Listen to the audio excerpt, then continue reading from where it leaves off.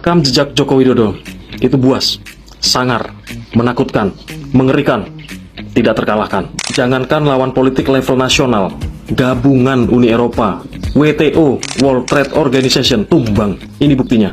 Oke, itu tadi adalah nomor gugatan, yang mana dalam persidangan tersebut di Mahkamah Internasional Indonesia kalah. Indonesia kalah ya. Tim hukum yang berasal dari Indonesia kalah dalam menghadapi gugatan Mahkamah Internasional. Yang mana di situ nggak main-main, bro. WTO yang menggugat Indonesia, WTO, World Trade Organization. Apakah kekalahan tadi kemudian membuat Indonesia berhenti dan mengikuti regulasi Uni Eropa terkait dengan nikel? Enggak. Ternyata ya, di balik kekalahan tadi terdapat strategi jitu, yaitu membangun smelter nikel yang kita lihat sekarang di IMIP Morowali. Dengan adanya smelter tadi, maka kemudian nggak ada lagi bagi Indonesia untuk ngirim biji nikel mentah. Dan nggak ada lagi bagi Uni Eropa untuk menolak keputusan Indonesia tadi. Di sanalah letak keberanian.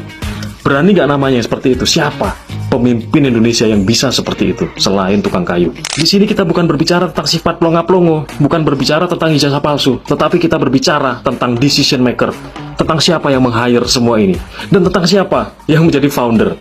Ya, kita lagi berbicara SDM manusia. Plot twist, hari ini Ketua DPR RI Puan Maharani yang mewakili rakyat Indonesia mempertanyakan tentang kenaikan BBM non-subsidi kepada pemerintah. Apakah pemerintah sudah memiliki langkah-langkah strategis dalam mempersiapkan hal-hal yang akan terjadi ke depan?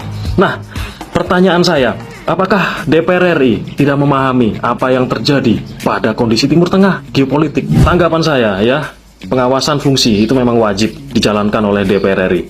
Tetapi jangan pencitraan, karena rakyat udah pinter. Rakyat Indonesia sudah paham, bahkan geopolitik. Rakyat akan terwakili ketika sikap DPR sudah berada pada sikap transisi energi. Dan sikap DPR sudah berada pada sikap yang menekan impor, yang menyebabkan rupiah menjadi tertekan. Dan saya juga ingin bantu pemerintah untuk menanggapi pernyataan dan pertanyaan dari Ketua DPR RI Puan Maharani yang mewakili DPR. Jadi kalau bertanya tentang sikap pemerintah, apa saja langkah-langkah strategis yang akan digunakan dan akan dilakukan dalam persiapan terjadinya sesuatu yang mungkin saja tidak diinginkan. Pemerintah sudah banyak melakukan hal, mulai dari B50, kemudian transisi energi, gasifikasi, batubara di Emmental Ether. Kemudian pemerintah mendorong investasi-investasi baru, bahkan smelter-smelter baru, supaya ke depannya energi yang menjadi masalah utama Indonesia mengalami tekanan rupiah, ini bisa teratasi. Nah, itu akan membuat yang namanya fiskal akan stabil, dan ekonomi Indonesia akan tumbuh pesat. Disitulah jawabannya ya. Mudah-mudahan DPR bisa memahami hal singkat yang Arya Kresna